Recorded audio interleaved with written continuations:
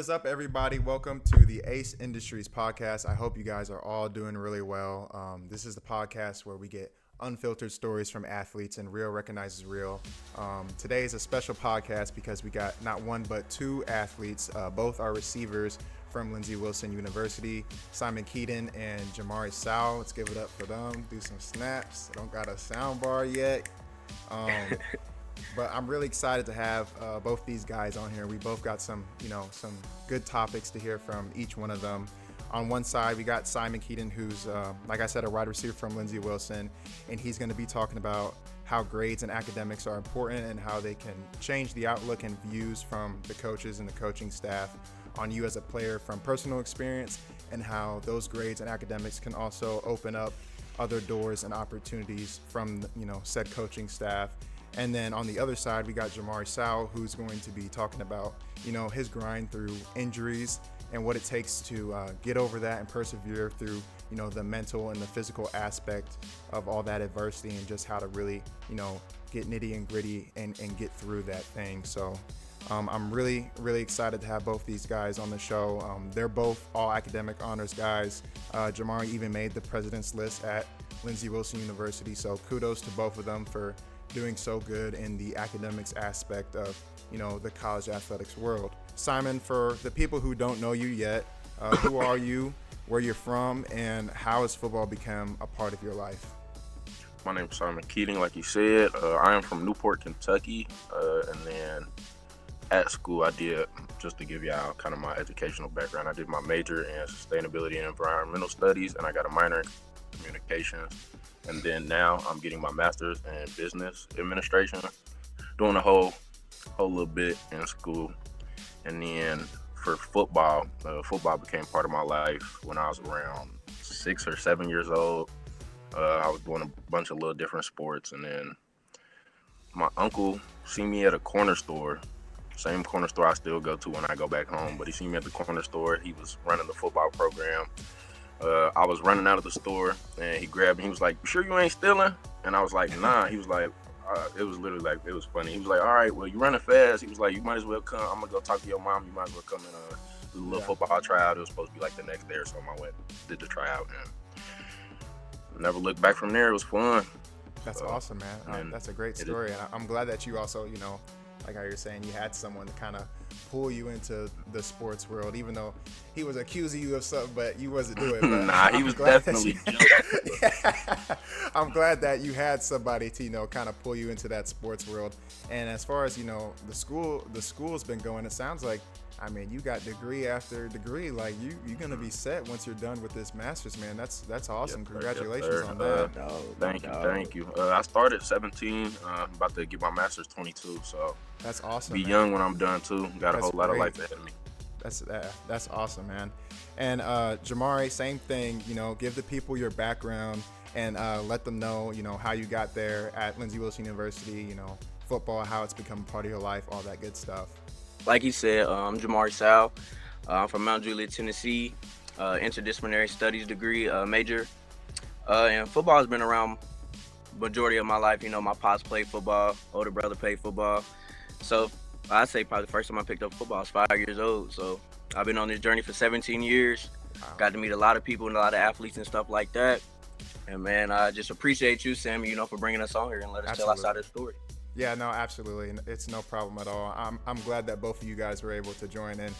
Kudos to you for playing football for that long, 17 years. I said it on one of my earlier streams. I didn't start playing until high school, and even then I didn't start playing until my junior year. It's crazy how you can meet some of these guys when they've been playing football their whole life, and some people who kind of just fell into it and eventually fell in love with it. But that's an accomplishment in itself, playing for that long and being as good of an athlete as you are, and everything that you've been doing. So appreciate it. We're going to go into segment 2, so we're going to start talking about education and perception. So some of these questions will be geared more towards you, Simon. So Simon, you specifically wanted to talk about education, and I think that this is huge.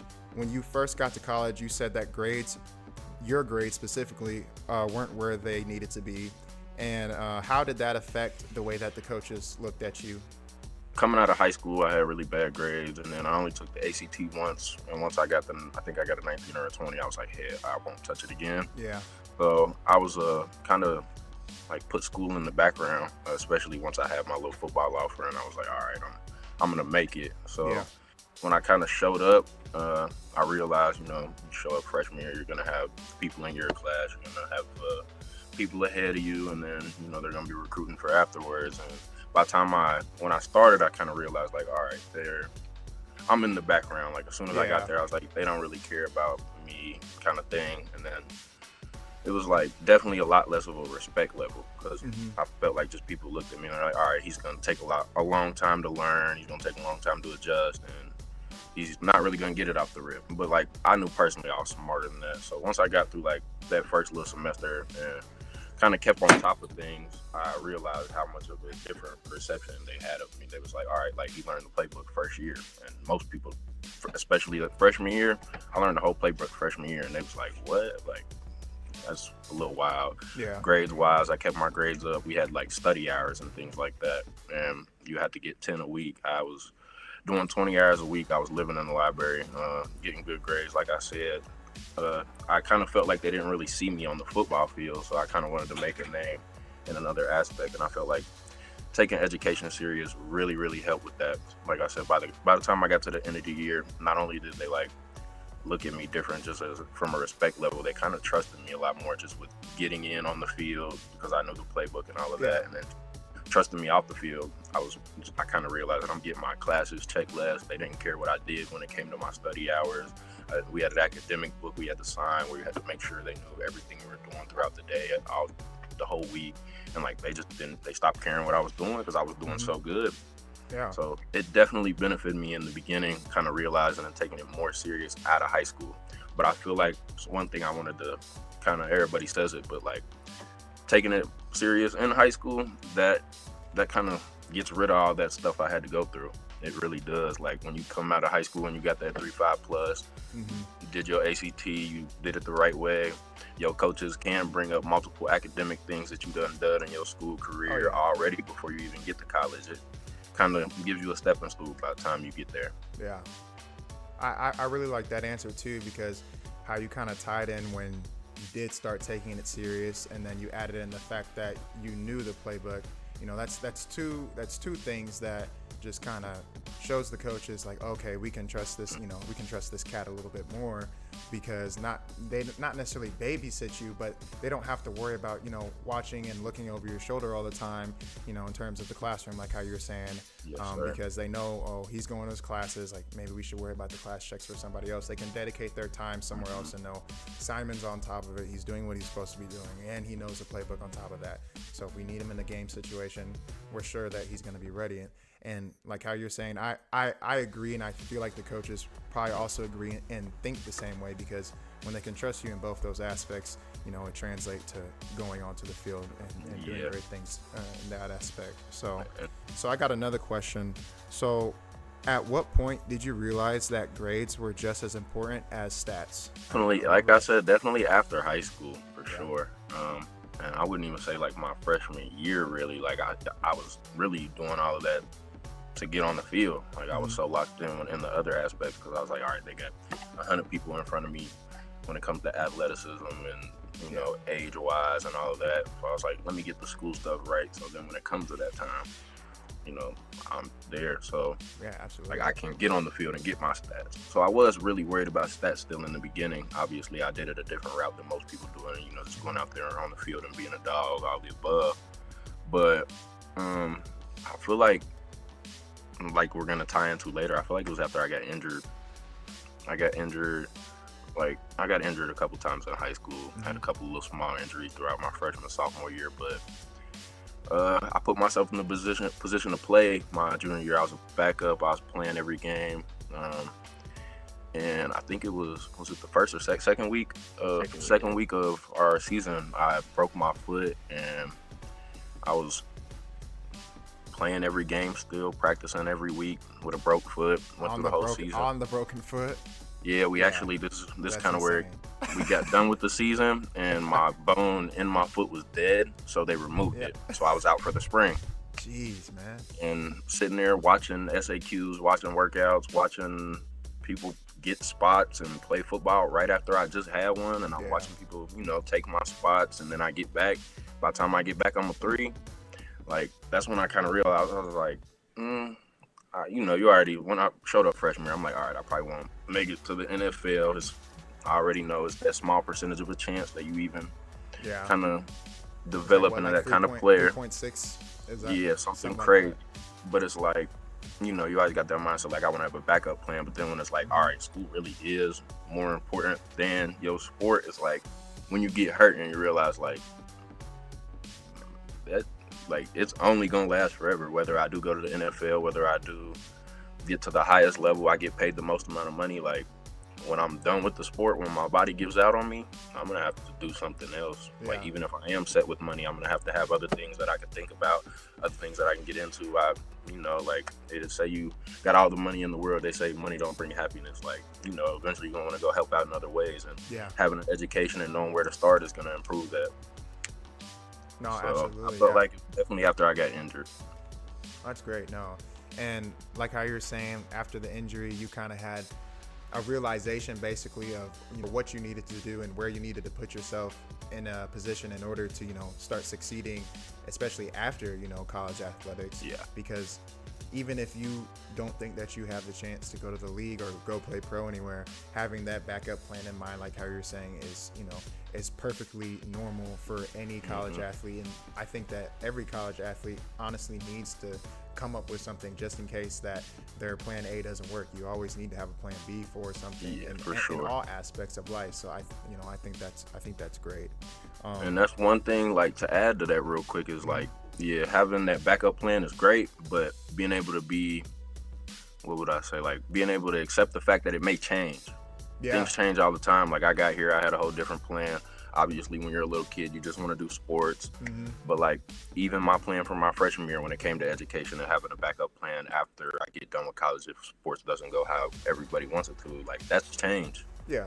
Over time, like, I remember going from wanting to coach and wanting to this, that, and the third, and then I was like, I think now that I'm at school, I kind of want to get away from that. I want to go do some other things, and this definitely changed. Did you ever change your degree?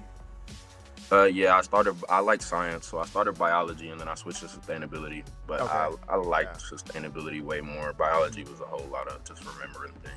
Yeah, and I mean, that what you were saying, I mean, that kind of just shows, like, character development and, growth as your time there at the program, and kind of figuring out, okay, if I am going along with this, what do I want to actually do? What do I like? And like how you're saying, you like science, so you switched what you were doing originally, and now you're kind of moving into something that is more enjoyable for you to learn. And I think that's great too, because a lot of times, I mean, people can struggle in any classroom, especially if they don't like what they're being taught, or like why would you take a class that you don't like? There's no point when you could easily go and try to do something that you actually want to do. That's how I feel. Yeah. That's how I feel about, like, the 20 freshmen that come in every year and they just do business. Yeah. Like, gang, you don't care about business. You don't. I'm sorry. This is for everybody. It's not just for everybody. Because you think it's about to be easy. Once you get in there and they pull up that Excel sheet, you're gonna be sick to your stomach. For sure. You're gonna be sick to your stomach. I could not stand those Excel assignments that I had in all my business classes. I'll tell you that. But I managed to get through it somehow. But those Excel classes, I dreaded them. Oh my gosh, they were not fun at all. Simon, if somebody wants to transfer up, what do grades really do for those options?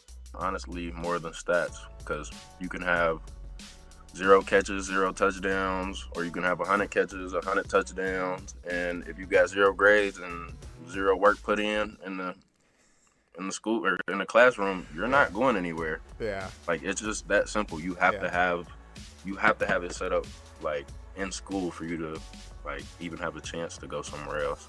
Absolutely. So it's like if you're not doing the best, or you're not having the best season for football, or if you're upset at your position or your spot, don't let that affect your education, or at least try to not let it affect it as much as you can, because obviously as athletes, we know, like, our sports are heart and soul. So when that's not going well, our mood, all of the above tends to change, go down.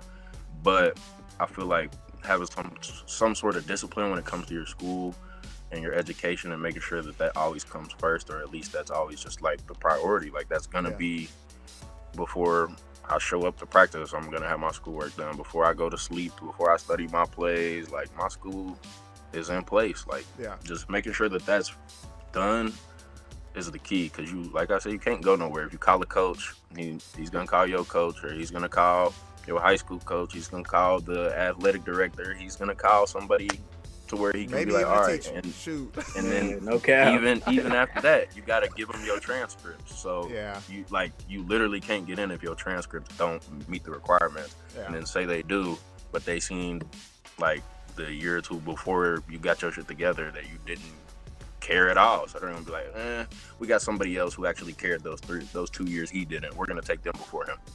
Any day of the week, especially when, like, say talent isn't the issue, or you're going to a big D1 program or something like that, where it's like they could pick from 5 other people like you. Like you know, if there's two 6'4", 200-pound receivers, and one only got practice tape, one got game tape, but the game tape one, he got a 1.9, 2.0 GPA, and then he will not be there. He got a 3.5. You know, they'll take him. You know, same size. Any day. He got a 3.5 and you got a 2.0 GPA. Like, you know, it's just because you wanted to win. Like, definitely. I like that. I like that answer. That was a great answer. We'll go into the next segment 3.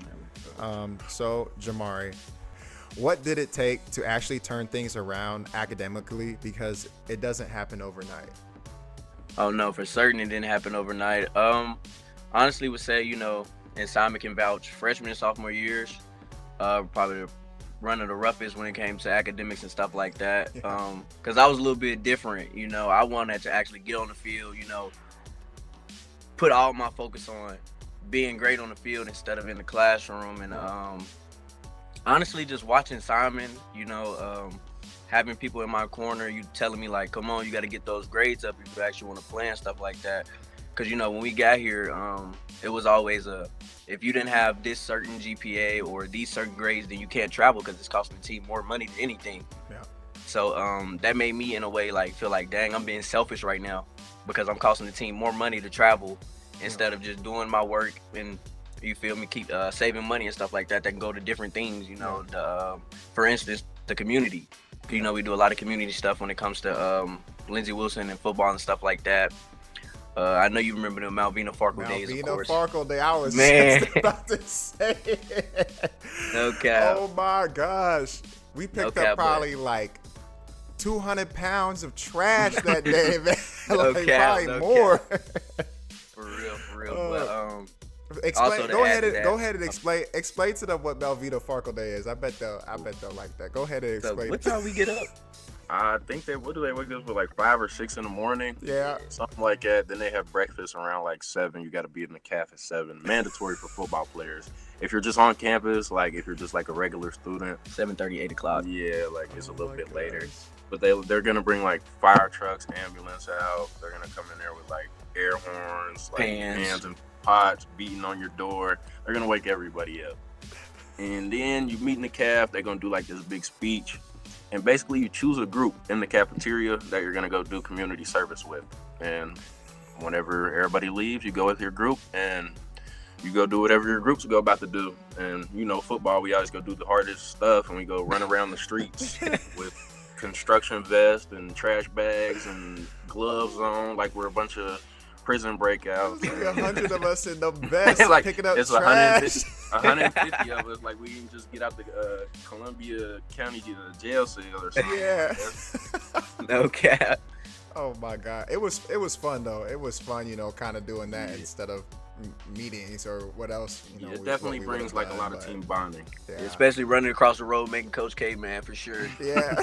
Yeah, we was running around making all them probably upset. Jamari, let's talk about injuries because that's something that nobody prepares athletes for. What was the hardest part about being injured? Was it physically or mentally? Honestly, I would say mentally with the aspect of physically in it, you know. Because, you know, getting injured, going from doing everyday normal things like walking, you know, going up the steps, even going to the bathroom, getting in the shower, you know, that affects you physically and also mentally. Yeah. Because I feel like me personally, when it comes to injuries, it's a more mental aspect than it is as a physical aspect. Because you're thinking, okay, you're away from the field, so one, coach is not seeing you practice.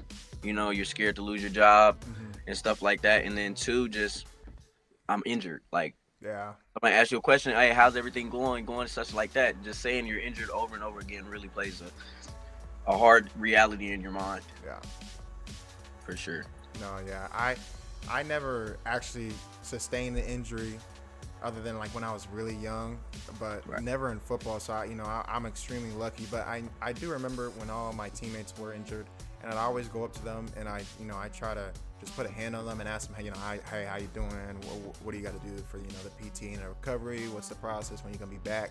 And sometimes I feel like I failed to like recognize that mental aspect like that you're talking about, because I mean, being injured like that to the point where you can't, walk the same, like let alone playing, but like just doing those same everyday activities that you do, going to the bathroom, walking around, opening doors, just getting up and out of the bed. I mean, that can probably take a huge mental toll. So I commend you for how you faced it and persevered through it.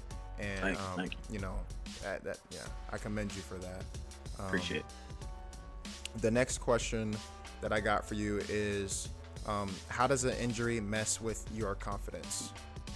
It messed with it a lot. Like I said, going back to what I just said, you can't do everyday things. Yeah. So you really, can't hang out with friends. You barely in class because you don't want to crutch all the way across campus. Yeah.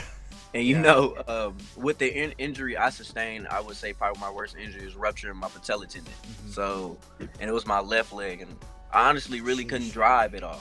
So, and confidence, like, okay, I'm in class every day. Now I'm not in class, so as soon as I get back to class, I have a presentation. I'm like, I'm nervous now because I ain't been in class, and hadn't really got into things and stuff like that. So I would say that aspect of it is probably why confidence goes down, for a lot of people dealing with injuries and stuff like that. And what would you say, was there anything that you did that per se helped with that confidence, or kind of just helped take your mind off of it? Was there anything that like you could mention that you would do? Oh yeah, talking. Talking to my roommate Simon. We've been knowing each other for 5 years, and like people nowadays see us and be like, y'all been knowing each other y'all whole life. No, we met freshman year up here, man, and I honestly just want to thank him on here because without Simon, you feel me, I don't think I would still be here. Having an ear and somebody that's basically not going through the same stuff but going through things in life that we can at the end of the day come sit and talk. Even Vaughn, Fred, we got plenty teammates coming in the room. We talk, what I'm saying? Because like at the end of the day, we're humans. We're not machines that were destined just to play football. Yeah. Oh, we still have emotions and stuff. Yeah, for sure.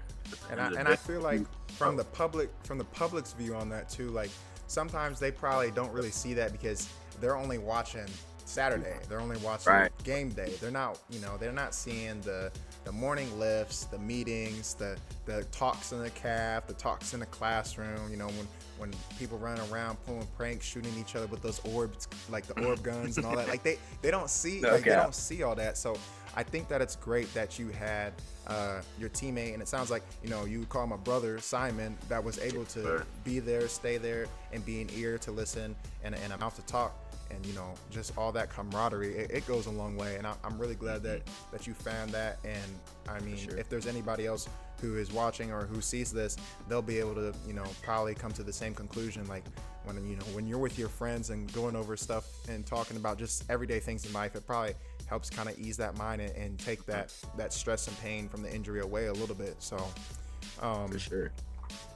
The next question that I got for you. So what was it like watching your teammates compete while you were on the sideline? Honestly, I would say envy, because, at the end of the day, we're all human, like I said, and everybody sits back when they're injured and like, why me? But then in my mind, I'm like, why not you?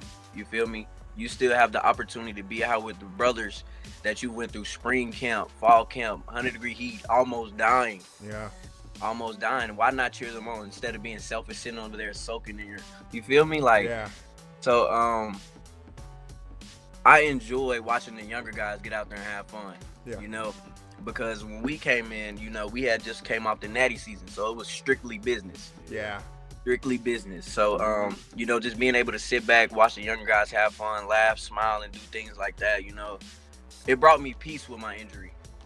Because at the end of the day, I got an opportunity to come back and be able to finish what I started in this journey. So, I just forever grateful for God for allowing me to do that. Absolutely. Yeah. That's an awesome answer. What he said real quick, I was gonna say, with me being injured at a point as well, like when it comes to the younger guys, it's like they give you a little bit of time to not only sit back and think about how you were, but it's also like you kind of get the help, like, and most people enjoy helping people. It's just like if I ain't playing, I really got a whole hour, 2 hours to sit here while I watch you practice. And every time you got a question, you want to come over and ask me? Yes, I'd be glad to help you out. You're my little brother. Of course, like, of course. So it's just that feeling. You get that feeling, and that kind of helps you push through.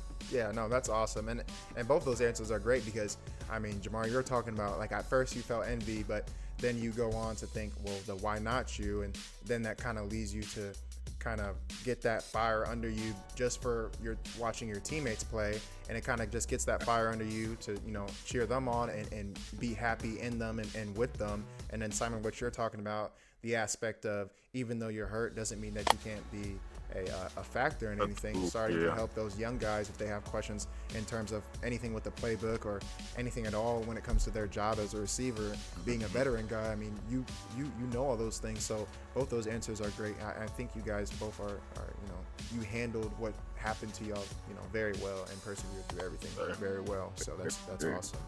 How do injuries affect your relationship with coaches, especially when you're not producing on the field? I'd say everybody knows football is a man's game. So somebody go down with an injury, it's next man up.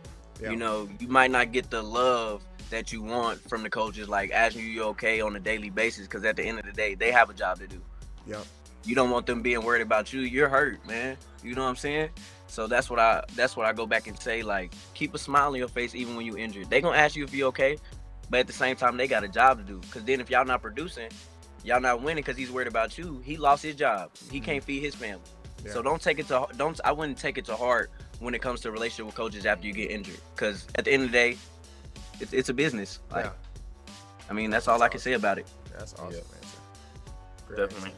A lot of people like to say that the NFL and the NBA and all that is a business, but college for sure it's already business. Sure. You are already into it. Even sometimes high school nowadays. Yeah. A lot of certain high schools too. I mean, those power high schools they got in Texas. I mean, shoot. Man. Schools like Bishop Miege, I bet those coaches' paychecks is crazy. Crazy. But I like that answer. Treating the college athletic world like a business. For sure. You got anything else that you wanted to say, Simon? Yeah, I was gonna say for me, when it comes to like relationships with the coaches, with injury, I kind of used it as a way. Like I said, I was pretty smart, so I kind of used it as a way to like, all right, you gonna see what I do even when I'm not on the field. Like, I'm gonna show up to every meeting. I'm gonna show up to practice, like he said, with a smile on my face.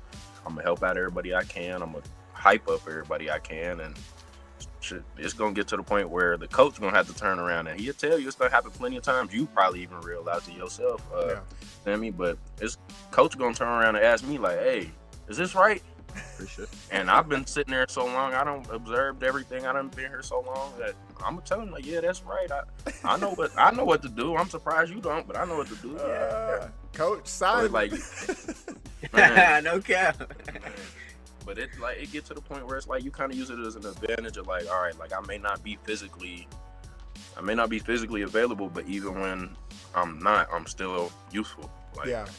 Like I said, like teaching young guys, helping older guys. Like I was an older guy and just acclimating people who transfer in, acclimating them to the system, like stuff like that. Yeah. You got a use for being around. You're a human. Yep. You're not a machine. Yeah. Like because you broke, just because one little gear and you broke, don't mean you don't work no more. You're not a machine. No, absolutely. I like both those answers. You know, they both show a level of maturity, and I think that's great. Kind of what I was saying earlier about the college treating it like a business aspect, because it really is a business at the end of the day. And how you were saying, Jamari, like not to take nothing to heart, because at the end of the day, that's their jobs as coaches. They gotta not only worry about you, but they gotta also worry about, you know, the 99 or 100 other guys that they gotta take care of within the team and within the function. And then Simon, what you were saying, like showing that, you know, even though that you hurt and you're not going to be on the field, they going to see you and they going to know that you're still staying on the right track. You're not just sulking around, you know, rotting in your bed or doing what you're not supposed to be doing when you're injured. You're going to your PT, you're going to the meetings, you're showing up to the weight room even when you're not supposed to, you know, lift or touch them. You're just showing up, showing face with a smile, and doing your part. And I think that's great. And I think it just shows great maturity on both your answers. And, you know, kudos again to both of y'all on that. Both of y'all have faced moments where things didn't look so good, grades, injuries, or doubt. So how do you stay mentally locked in when things are not going your way? Like on a simple level, I real life say it to myself all the time. Like things could be worse. Like especially sure. Like I know too many people with too many like much worse situations. Like and there's people who can control it. There's people who can't control it, and then like there's the simple fact of we're in college. We have the option to, you know, we already made it here this far. It's like why would we throw this away? Why would I do that? So it's like, like just because I got injured don't mean I'm about to give up on school. Just because I got an F don't mean I'm quitting football and I'm going back home. Just because coach kicked me out for one semester because of my grades don't mean I'm not about to go get my grades right. Like I said, get the education on track to where I can go ahead and transfer if I don't mess with the school or come back and play here. For sure.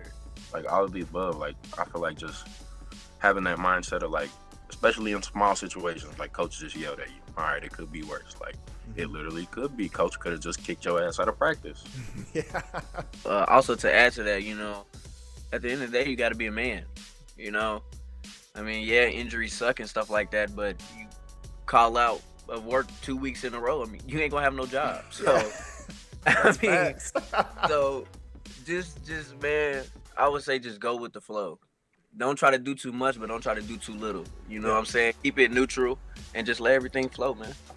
Yeah. No, that's great. That's a great answer. And I think too, like, both of y'all kind of hit on the aspect of like it's a man's sport, and I think that's very true, because even though like the coaches and everybody is there for you, at the end of the day everybody is their own individual young man. You're playing with guys, you know, and you're playing with guys around the age of 18 to 24, you know, age range. So a lot of the time, there's some 20, 25. There's some, not many. I was never. No. I know I'm unk, but I ain't that old. I'm 23. I'm still 23. But anyway, we right behind you. Yeah, but to go back on it, like how we're talking about, it is a man's sport. So sometimes there are certain things that you gotta be able to handle on your own mentally, or else if you can't, then you're just gonna crack and fold, and that just means that it's probably not for you. It's probably not what you should be doing. For sure. If you are able to persevere and face that adversity and get through it, then you'll, you know, once you get past it, you'll be able to, you know, bend and not break. But if you can't get past that first hill, then you're never gonna, you know, be able to reach the top of the mountain. So I do completely agree with y'all on, you know, it's a man's sport. Sometimes you do gotta, you know, just get down and find it deep in within yourself, just to kind of get over those humps and those bumps and those bruises sometimes, man. And even though if they're, you know, really rough. So, Simon, what kept you believing you could change the narrative? Kind of, I mean, honestly, I've been doing it like my whole life, kind of like when I was young, there was always people telling me like, you know, I'm out running around doing dumb stuff. I'm from a city, so it's like a whole lot to get into. And you know, you young, you're a kid, you out doing a whole lot of stupid stuff. A whole bunch of people telling me like, oh, you know better, you could do better, this, that, and the third. And it's like, in my mind, I already, you know what I'm saying? I'm like, I know better. I know I could do better. So I go ahead and do it. And then once once I already proved somebody wrong, it's like, all right, that's a good feeling. Like, Yeah. now I gotta figure out what I gotta do to prove whoever, especially if it's a negative kind of feeling. I feel like and it's kind of a bad thing because once you get too far into it, you got so many negative thoughts in your mind, it could kind of weigh yourself down. But I feel like negative motivation is the best motivation. So when somebody looks at you and tell you you can't do something, especially when like it's something like that you want to do or that you feel like will be positive towards you, and it's like that's kind of the best motivation you can get. And I don't know, I feel like that's just kind of what I feed off of. It's like somebody tell me I can't do something, or they didn't even have to say nothing, I could just tell by the way they act or how they treat me. It's like, all right, you don't believe in me or you don't think I could reach the next level. It's like, all right, I'm gonna go do it. Like, Yeah.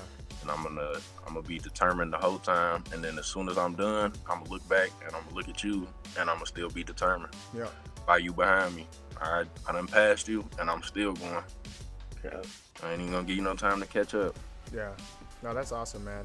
And to go off what you're saying, I mean, I think it's great because it kind of just shows that, persevere forward one step at a time, even if things, might not necessarily go your way, because what you're saying, feeding off the kind of the negative energy or the negative reactions off of people, I mean, sometimes for certain people like yourself, like it can help, because when somebody's telling you like you're no better than this person, you can't do this, you're never gonna amount to nothing, and, in your head you're like, okay, bet, like let's do it, and then it kind of just makes a switch go off, and it just makes you want to better yourself just to kind of prove them wrong. And some people kind of feed off that, everybody's different. Some people, they got haters and they want to beat the haters. Like they want to shut them up sometimes. And I think that's great. And I think if you can take, even if you have, you probably still have positive energy going into things all day, from every certain day. people. But if you can also take the negative aspects of what's coming out of people and turn that into something positive for yourself in order to just keep yourself persevering and going, and that's a icing to the cake, and I think that's great. I got an example, and then I got a kind of something to add. It's like, doing something good for your mama, like when people say they mama, they motivation. It's like, all right, you get that done, and that feels like you were supposed to do it. But when, the little example I was gonna say, I had two assistant principals. One of them was an older white man. The other one was a older white lady. And the older white man, he did not like me at all. He was kind of an obstacle for me to graduate high school. So when I graduated high school, I remember we were supposed to have the COVID year to come back to high school, and he had ended up becoming the principal, the main principal. He was supposed to sign a paper for us to come back. I asked him the day he was supposed to sign it, and he said, "Yeah, I'm allowed to sign it, but I'm not going to because I don't want y'all to come back." And, COVID year people, we thinking like, oh, we finna get more stats, we finna get better grades. Like, I'm looking at it like, oh, he hating, like he don't want me to do better. Yeah. So I went to school, and that was part of my negative motivation as well. I used to think about that every once in a while. And I went back when I was injured, I went back home, and I went to our high school trainer, and he was doing physical therapy with me for a little bit. And I was sitting in his office, and the white dude, he was still the principal at my high school. He walked into the training room and he was talking. He was mad because the whole gym was messed up. People didn't clean it up. He walked in there, he seen me, he got real surprised. And the first thing I thought of, I said, hold up, look, pulled out my phone, and I showed him my transcripts, and I had like 2 straight semesters with all A's, and he was just jaw dropped. He was like, oh, I never did that. And I was like, Right. But you know what I'm saying? Like moments like that, yeah, I could go to school, finish school, turn around, hug my mama at graduation. That's what I feel like I'm supposed to do. Yeah. But him to sit there every day while I'm in school to do all those negative things, to take me in the office and tell me this, that, and the third, why you act like that, and not understand my life, for me to turn around and be like, oh, well, I done did better than you now after you done sat here and talked all this stuff about me. Like, that's a different type of feeling. Yeah, no, absolutely. He basically was saying you don't have the credentials, and then at the end of the day, you had them. You pulled them out. Yeah. Like you said, his jaw dropped. He was bamboozled. Like, that's awesome, man. Jamari, so this next question is for you. So what kept you pushing during your rehab process for your injury? Honestly, first things come to mind is family, friends, but most importantly, myself, telling myself like, this ain't it, this ain't over, go the extra mile this day, Yeah. in rehab, because of course, it was hard for me to bend my leg, but just thinking about what I've been through, how far I came, and just, it put me in the mindset like, can't nothing stop me. Yeah. If I still got this in my chest and this up here still working, can't nothing stop me from getting back to what I want to do. So, just having everybody in my corner, just letting me know that it's gonna be okay. Tomorrow's a new day, so just keep going and just keep working, and eventually, the outcome you want is gonna come. That's awesome, man. And I'm glad, like how you're saying, not only do you have the people in your corner riding for you and pushing you and telling you all the stuff like how you're going to be okay, but also you yourself, you're not giving up on yourself, and you're Right. just finding that grit and determination. And I bet you're going through the process of rehab and PT, and I bet you're probably, it probably wasn't, physically easy, but for you, it probably made it a little bit mentally, it probably made it a little bit more easier for you, and it probably, made it even sped up the process, because I've heard about sometimes when certain athletes, they've taken their rehab and PT and things like that so serious, like they can even speed up their own healing process just by sticking with it at, such a high rate. So I think For it's sure. great. I think that's great for you. For sure. We're gonna go on to segment 6. We're gonna be talking about academic success. So both of y'all ended up academic all honors, and Jamari, you even made the president's list. What did academics teach you about discipline and life beyond football? Man, with any field you go into, academics is probably one of the most important things, because let's say, you walk in for an interview, there's your resume and another person's resume. You don't have that college on there, those grades on there, transcripts, and things like that in that nature. You're definitely not getting a job, Yeah. because at the end of the day, they're gonna go with the best person that they feel fits the job, and then from there. More the more educated you are, the more areas you're gonna apply to. So like, say I speak this many languages, I could go speak to this many people. And say I know this much stuff, then I could go speak to that many people about all of this different stuff.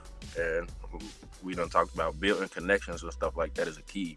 The more connections you got, the more you can network, and the more you can kind of navigate your way around not only money but just conversations and feelings and people. Like that's what gets you not only to money but to further levels, further status. And not everybody want to be famous or anything, but a whole bunch of people, you don't know their name, but they got $1 million plus, and it's just because they know a whole bunch of people who got $1 million plus. Like, it's kind of the networking situation. Like, I feel like the more educated you are, then it's gonna make it easier after life to find something to get into and find people that be able to benefit you.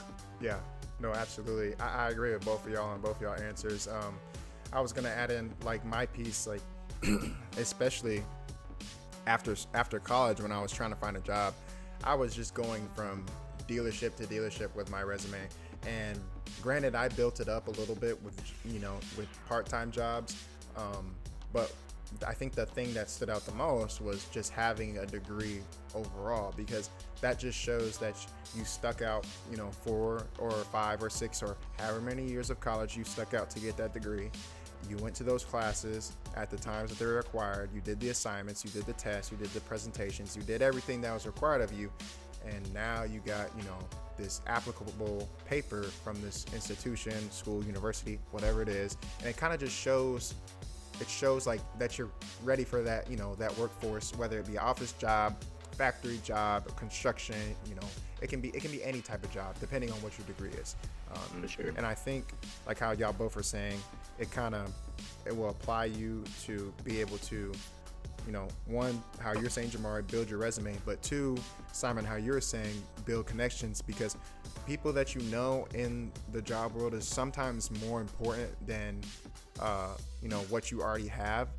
One of my buddies, he played at University of Central Missouri, and I ended up working with him for a little bit at the Ford dealership that I was working part-time at. And I was just on the phone with him like 2 days ago, and he got a new job like that's paying way more money, and they gave him a company car, and he got the job because he played golf with like the CFO or CEO of this new job that he's like literally the craziest way to get this man got a job by playing golf.